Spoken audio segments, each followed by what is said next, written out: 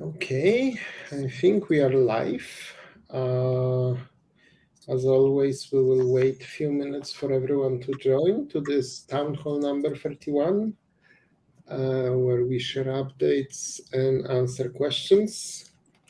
Let's give people a few minutes. Yeah, I need to share it with Rachel.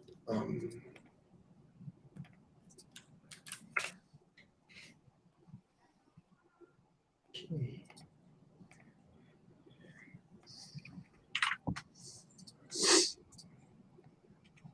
So yeah, we'll wait 3 minutes for people to join, and hopefully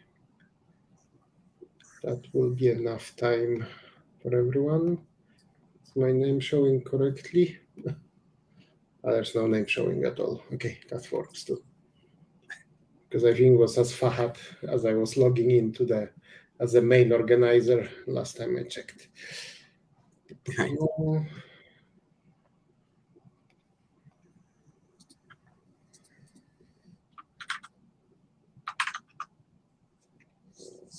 We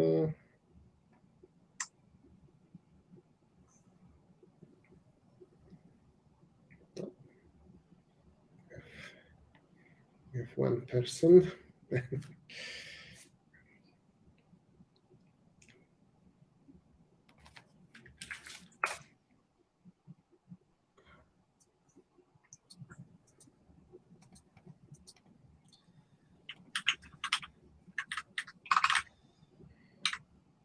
Hi, ladies. Hi, Craig. Hi, Tomo. Today is just me and Nick. Fahad is enjoying well-deserved holiday trip to Japan. So we actually met in person this week, which was really, really fun. It was a short meeting because he has a busy schedule. Plus, he's here with the whole family, so it's a it's a busy vacation for him. But we'll probably catch up again before he's gone. But today I let him off because for me here, I'm in Tokyo, Tomo. I moved to Tokyo about 3 months ago, so I'll be living here for a while now for the foreseeable future, which also means it's 11 p.m. here. Makes it a little bit rougher for Monday morning wake up for work, but that's okay. Part of the deal of being all over the world and also having our community all over the world. This is probably the time where most people can really catch those town halls live. Hey, Troy. Hey, let's give people 1 more minute and then we'll start. I think we have enough. I mean, as always, we will record it and people will be able to watch it later. I think this one, the updates themselves are probably relatively straightforward and quick, but we do have a nice battery of questions, which is always awesome to see because that means that people have interest and they want to understand what's going on. And with that, I would say let's start. Okay, so welcome everyone to our town hall number 31 on July 9th. This is the town hall plus AMEA. So we'll do a bit of an update, what happened in recent weeks, where are we with the development, and then try to answer as many questions as we have. We do have some questions from the Discord that we will address, but as usual, we'll also leave a little bit of time for anyone who wants to ask the question now as this town hall is happening, either in the chat or in the Discord. We will try to address everything we can, as we always do. And yeah, I think without any further delay, Nick, I will let you talk about the development. Yeah. So on the racing engine, a few features were implemented. So basically, those were already game designed, but they needed to be put in the actual code. So handicaps, basically, I implemented how handicaps will affect the the races, and then I went right away into a balancing test race, which is basically I clone the horse and I'm having it race against itself. So I have 12 times the same horses, the same horse clones, and they're all racing in a straight line. And I'm just adding handicap to all of them, and I'm seeing the results at the end of the race. And that's what we're going to use to do the balancing of what's the handicap and the for each pound of handicap, how much distance you're going to get at the finish line, right? So it's kind of very cool and easy to do in a virtual environment, because you can actually have the same horse race against itself, so that you can be sure to be balancing the right thing, right? So that's an advantage of virtual horse racing. Then I actually put in all the logic so that you can equip a jockey in a racing engine. And so I had to actually get down and do the racing stats implementation of the mental stats effects of all the jockeys, which once again was already game design, but now it's put into the racing engine. So now it makes a difference in my test races. Then I added a bit of curve physics. So basically all objects that are running pretty quickly in a direction will want to keep going in that direction. So when you want to curve as a horse, when you're racing, you have to emit force to change direction. So that depends on the radius of curvature of the races. So I put that in and made sure to take into account. That's one of the places where agility comes into it. Basically, a higher agility will corner a bit more efficiently. And then for the tracks, me and our game designer Craig went through basically what we wanted for dirt, synthetic, and the grass, and how they would basically react to weather and to how wet they were, and how much, depending on the temperature and the rain and just how much humidity there is, how the traction and the viscosity of the surface would be influenced. So I put that in to the racing engine in the last 2 weeks. So basically, dirt will become mud, right? So it's a lot more viscous. It grabs your hooves when you're trying to run, and it's also got a bit less traction, because when you push on it, it goes away instead of staying. Synthetic behaves kind of better in most weathers. So all of that modeling was put in, at least a good preliminary version. We're going to look into it and make sure that everything is balanced, but we had a good idea of where we're going with that.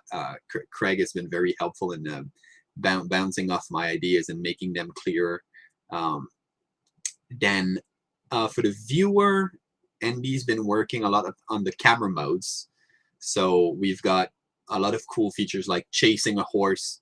And at position X, I mean, like either chase the horse, let's say in first position, so it always follows the first horse during the race, or just look in a lane, follow a lane either on top or in different positions, follow the pack, which kind of evaluates the front runner pack of horse and follows kind of the center of that to show the action, and just follow a path, which is basically to give like aerial views or different kind of shots that we can do with that.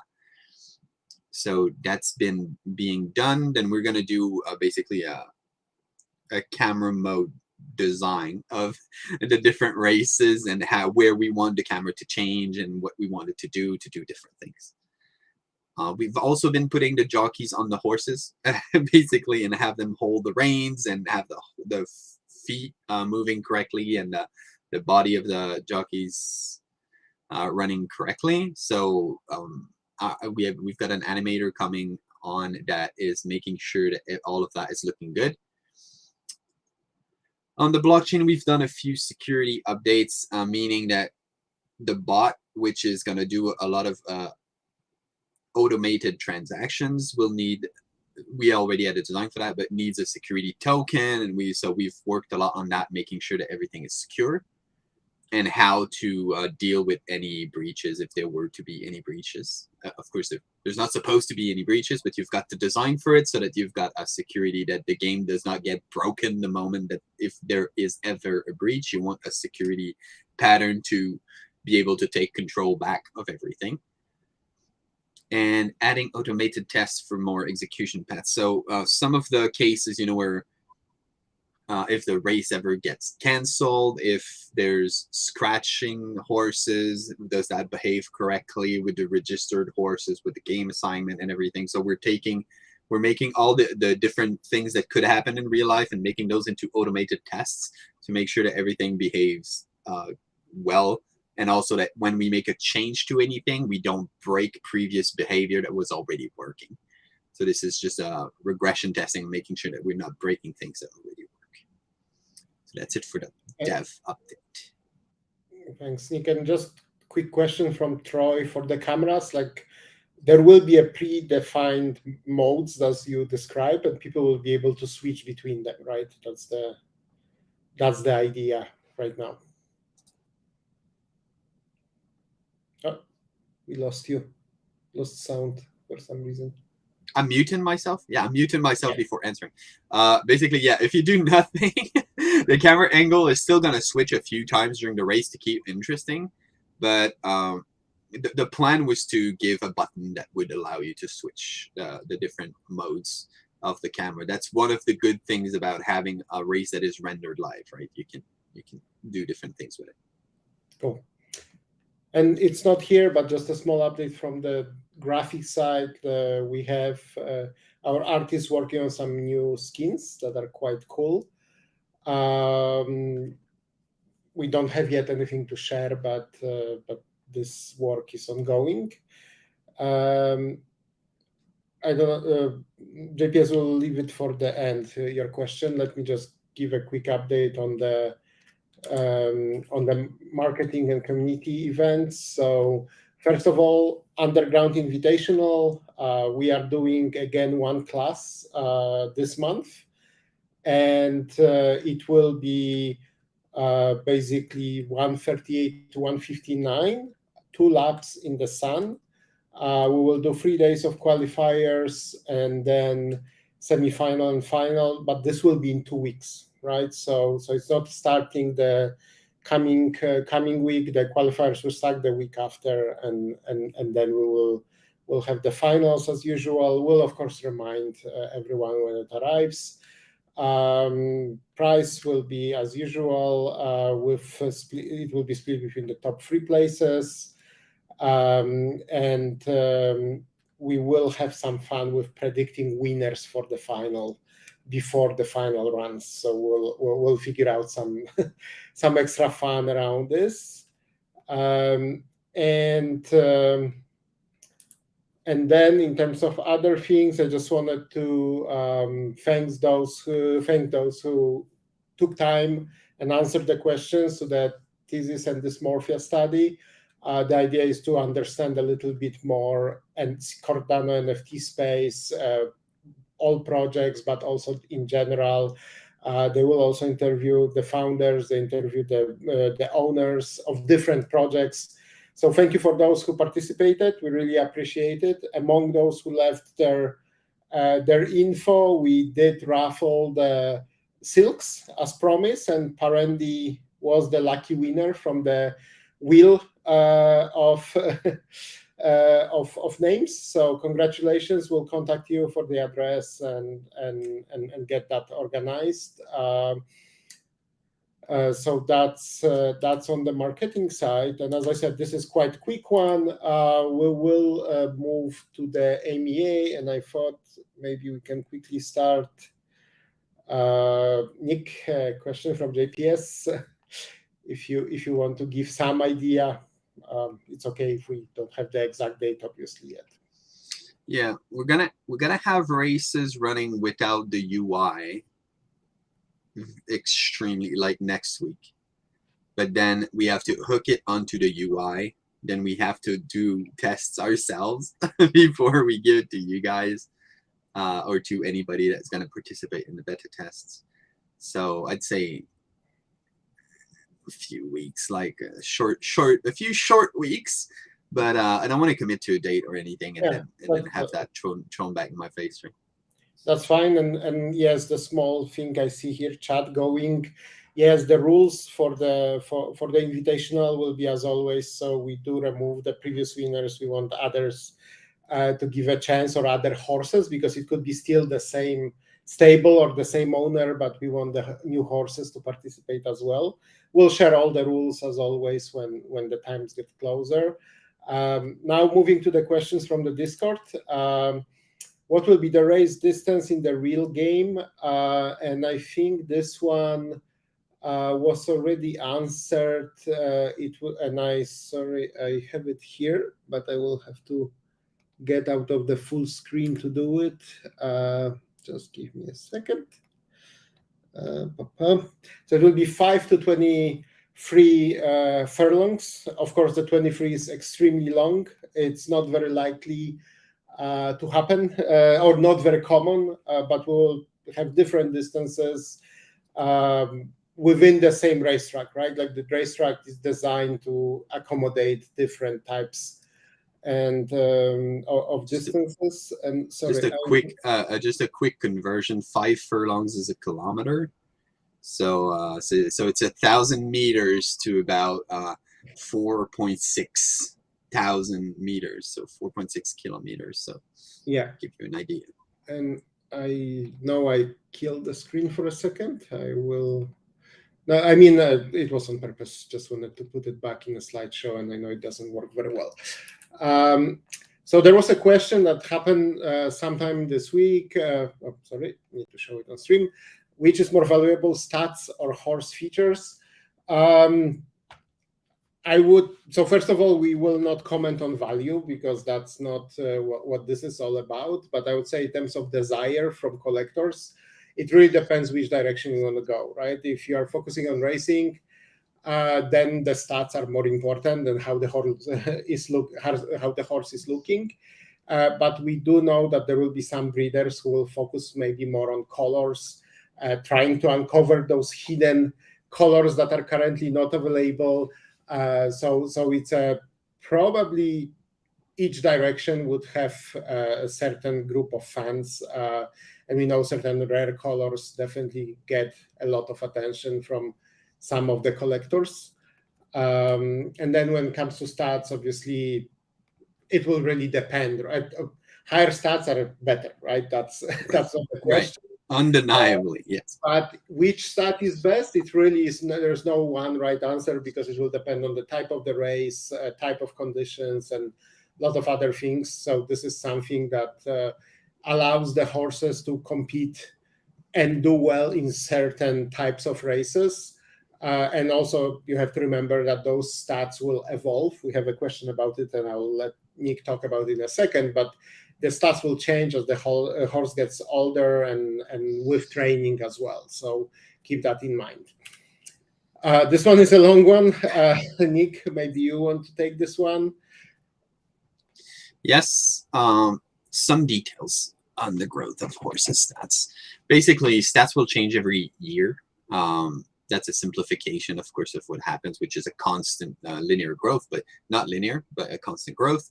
But we define it as every month in real time, or every year in game time. You're going to get an update to the growth of your horses. That's going to maximize when the horse gets to be an adult. And so it's not because let's say you've got a tremendous acceleration right now that you're going to still get great acceleration growth. That could change. That could keep going. Some other stats could grow up later. Some of the horses will be late bloomers. Some of the horse will be really great when they're younger, and sometimes grow to be world class. Sometimes get a bit less of growth later. So that's all. There's all the possibilities are possible, basically, for the growth of the horses' stats until they get to adult. And then when they get really old, their stats start decreasing a bit, the physical stats. Can the physical stats of an average horse potentially surpass those? Well, I think I kind of answered that. Yes, it could. But of course, being above average now gives you a strict advantage over an average horse right now in terms of statistics. Like statistically, the above average will be better, but yes, it could turn out at the end of growth when they're adults that the average horse kind of got a late growth spurt and got better stats than the above average horse. But that's just statistics, right? In general, the above average horse will simply be better once fully grown, but you not 100%. How significant will growth be in the game design? It's very significant. Young horses growing into adults will really come into their own and get much better stats as adults. So it's very significant, I would say. But there's still always all the horses in equine are race horses, so they're all good racing horses, right? There's nobody's gonna get a goat. Well, I meant that as the animal. So yeah, they're all good race horses. So it's still a matter of even from the worst to the good to the best horse, it's all they're all really good racers, right? But there's a difference between the best and the worst. Obviously, will horses naturally progress through different classes as they age? No, class is based on the racing points which are gotten from winning or losing races, and that's the only way to progress through classes. So only racing will take you through classes, and less time spent in a single class, which means that you raced a lot and are either winning or losing a lot, so you're getting upclassed or downclassed. But it's not a matter of technically of growing. You don't naturally progress through those. But obviously, as your horse gets into adult age, his stats will be evolving, and that will probably result in some class adjustments. Awesome. So the next one, yeah, I guess you can take this one too. It's about the Yeah, well, right now we said from the beginning, and I think it's even in the white paper from 2021, that horses would have a set number of races per real-time day, which was set at that time to 5. It's still 5 right now, so 5 races per horse per day.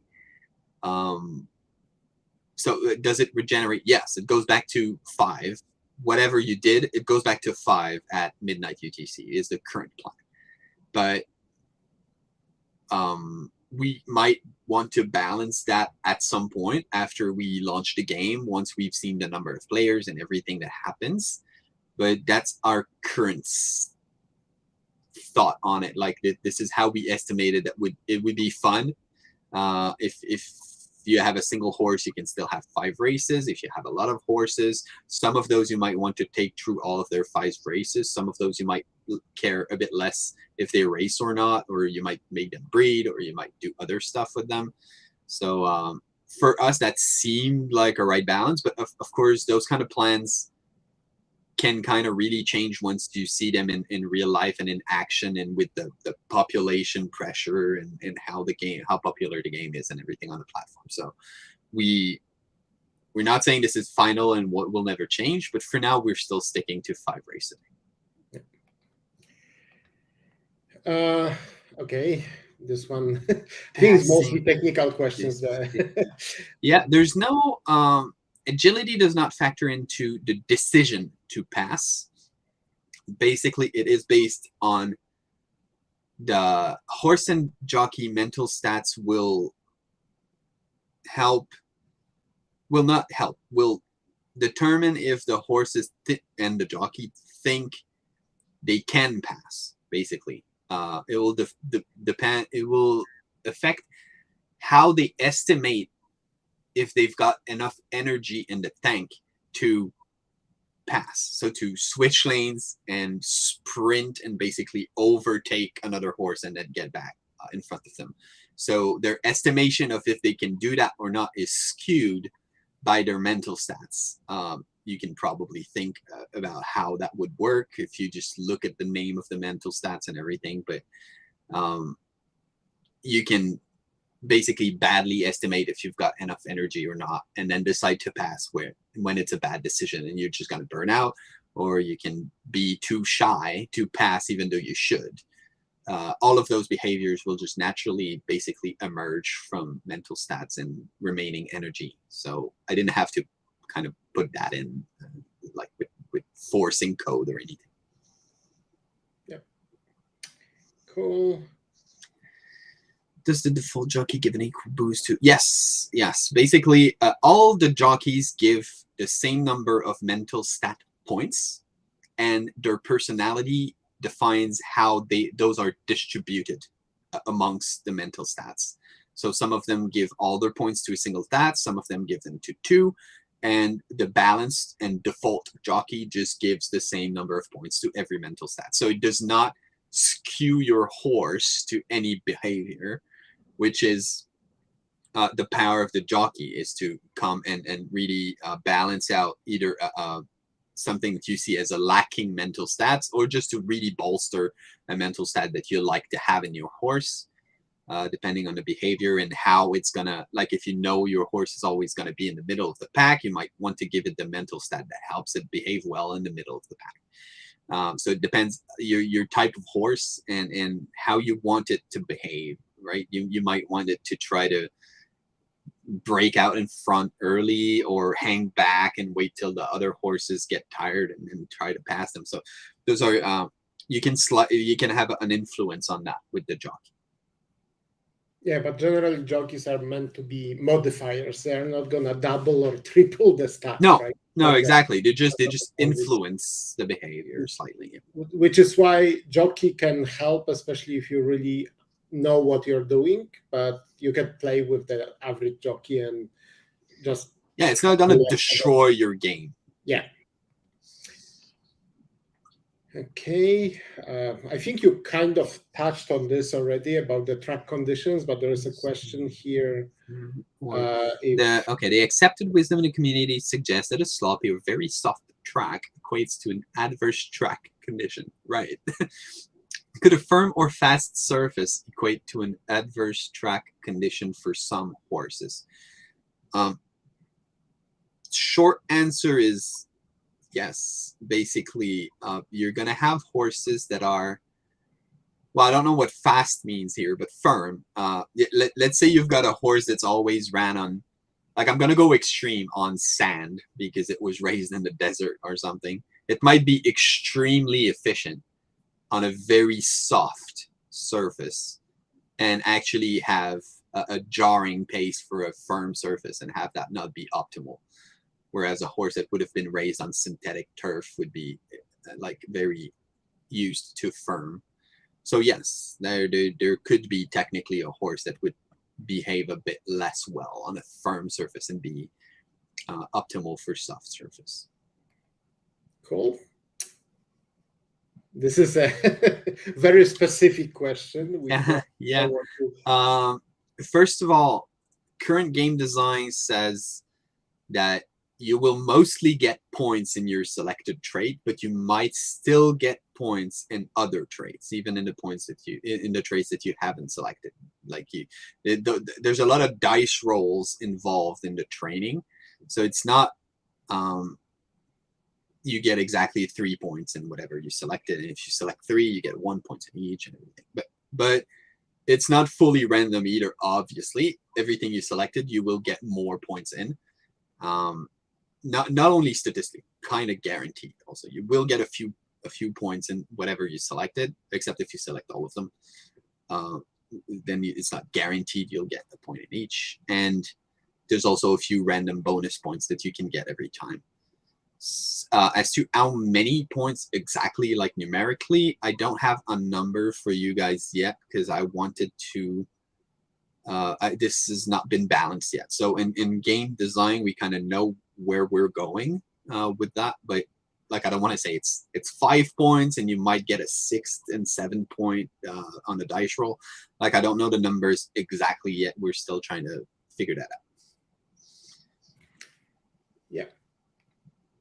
And this, yeah, I can answer this one, I guess. So for the guild, will we have any guild events? And there was also a question, I don't think we have it here. I don't remember if I copied it, but like, what's the advantage of being in a guild? So first of all, we are definitely considering that. So considering races that would have some kind of criteria, like yeah, being in a guild, or could be even a race of specific color of horses. I know that's somewhat maybe among some of our players, future players, controversial, because all should be open, but we do want to give that opportunity in the future. It's not going to be the immediate thing when we launch the game. Immediate thing when we launch the game. So being in the guild, first of all, well, gives you the ability to belong to a bigger group and maybe learning faster on how to optimize your horse, how to select the races to learn about your horse. And then there will be also the advantage of having ability to do cheaper breeding, right? So there will be an option for that. And then there is one more question I caught earlier here by JPS. Let me bring it up. What is the funding situation at the moment? So the situation at the moment is that the funding is there. We continue. We invest the money. It is a regular expense that is monthly on every single aspect of the game, right? So we do have the money.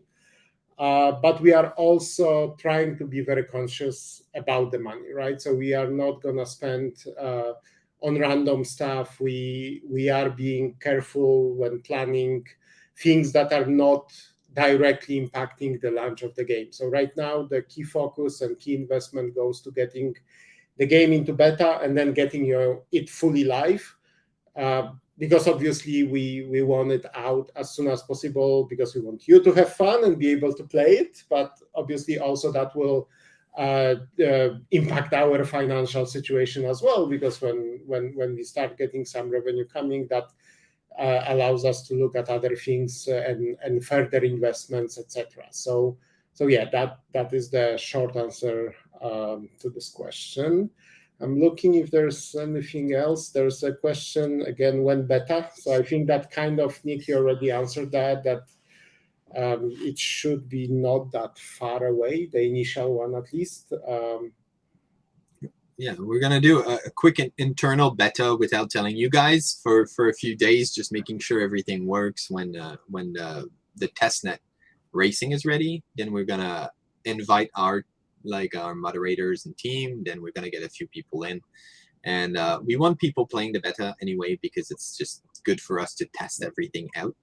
And it might make for a few good videos of people playing and actual gameplay and everything. So that might be very interesting to see the actual game. And just a reminder, the way we plan the beta is it will be, as Nick mentioned, fully on the testnet, which means you will not be using your horses. You will will probably create a faucet where you can get your horses that will be fully generated just for the testnet. And also we will be using this approach to try different things. So maybe one day everything will be normal and the next day all the horses will be 3 years older. Right? Yeah, exactly. Yeah, we reserve the right to do anything with your horses on the testnet. So we might make them 8 years old, make them younger, make them all in switch them to breeding or stuff like that, so that we can try out everything. But yeah, that's gonna be a testnet version where we can do it. Yeah, that's the point of beta, right? Try all the different scenarios. And we do want the beta to be, after the initial stages where we make it close and smaller, we want to open it as much as we can, because obviously we also want to stress test all the systems in place, right? So yeah, and again, our objective is very clear. We want to do it as soon as possible, but also we want to give you something that works. So that will take a little bit more time, but we definitely see that already on the horizon, right? So yeah, absolutely, yes, it's getting very very real. Yeah. Just looking, any more questions? I don't see anything in the chat. I don't see anything in the Discord. Well, will there be a sign up process to apply for alpha Oh, or right. beta? Did we choose Merrick? I don't know that we have an exact decision on how to do that. Well, we didn't make the call yet, but you know, obviously, to be very clear, we definitely would want the beta to be for the horse owners, right? Even if we are not using of course. Your opinion is the key to begin with. We obviously will want people who have a bit of time to try to break it, so we can learn from it and report those things. So, you know, a bit like we got a lot of amazing feedback with the stables, for example, right? That help us very quickly. So we will see how we'll do. Maybe the first very small one, we will do a bit of a hand selection based on, you know, people being active. Maybe we'll do, but ultimately we want to open to all the owners who are eager to try, right? Which I would be surprised if it will not be quite a few people. That's the whole point, right? To see it live. I know we've been talking about it for a long time now, right? We've been in development for a while, and we really hope to get it to you very, very soon. Okay, I guess that will be it. Of course, if you will have any questions in the coming days, as always, you can post them in the Discord. We'll try to address them right away, or keep them for the next town hall if they come close to the town hall. Thank you everyone for joining. This was quite a quick one, although quite a few questions, which is always good. Next one will be a town hall together with the invitationals. So we will combine it together like we did 2 weeks ago. It's a bit more efficient this way. And I feel like we get more people because we get people who are interested in one of the two and joining both. So that's awesome. So yeah, have a great rest of Sunday for all of you, and see you soon. Have a good one, everyone.